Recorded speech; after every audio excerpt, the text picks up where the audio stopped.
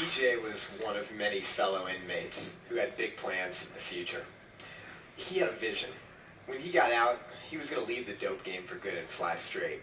And he was actually working on merging his two passions into one vision.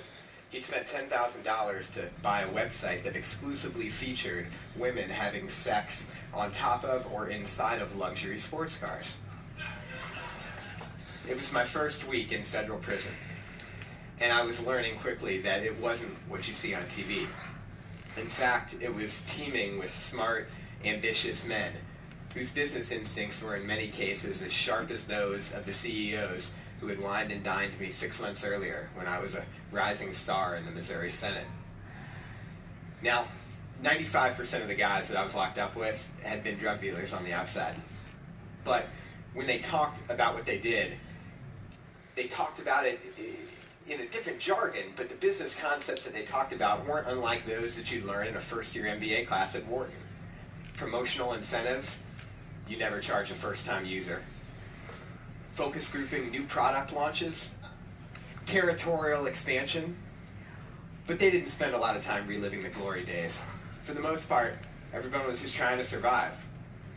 It's a lot harder than you might think. Contrary to what most people think, taxpayers don't pay for your life when you're in prison. You gotta pay for your own life. You gotta pay for your soap, your deodorant, toothbrush, toothpaste, all of it. And it's hard for a couple of reasons. First, everything's marked up 30 to 50% from what you'd pay on the street. And second, you don't make a lot of money. I unloaded trucks. That was my full-time job, unloading trucks at a food warehouse for $5.25, not an hour, but per month. So how do you survive? Well, you learn to hustle. All kinds of hustles. There's legal hustles. You pay everything in stamps as the currency. You charge another inmate to clean his cell. There's sort of illegal hustles, like you run a barbershop out of your cell. There's pretty illegal hustles. You run a tattoo parlor out of your own cell.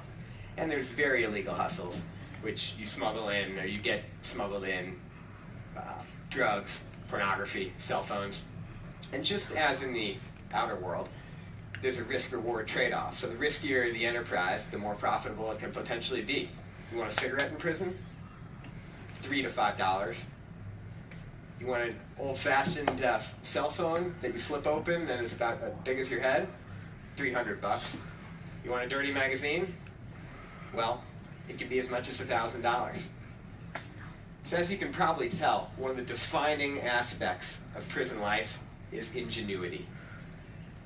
Whether it was concocting delicious meals from stolen scraps from the warehouse, sculpting people's hair with toenail clippers, or constructing weights from boulders in laundry bags tied on to tree limbs, prisoners learn how to make do with less.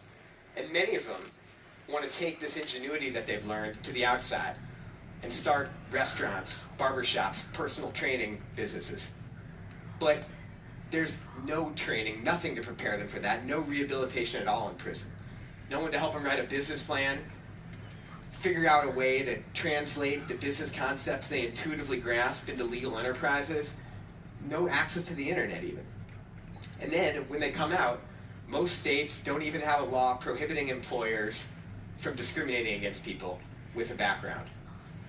So none of us should be surprised that 2 out of 3 ex-offenders re-offend within 5 years.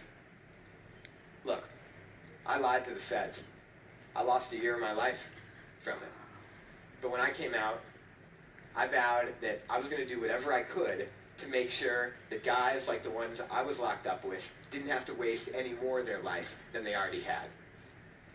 So I hope that you'll think about helping in some way. The best thing we can do is figure out ways to nurture the entrepreneurial spirit and the tremendous untapped potential in our prisons. Because if we don't, they're not going to learn any new skills that's going to help them, and they'll be right back. All they'll learn on the inside is new hustles. Thank you.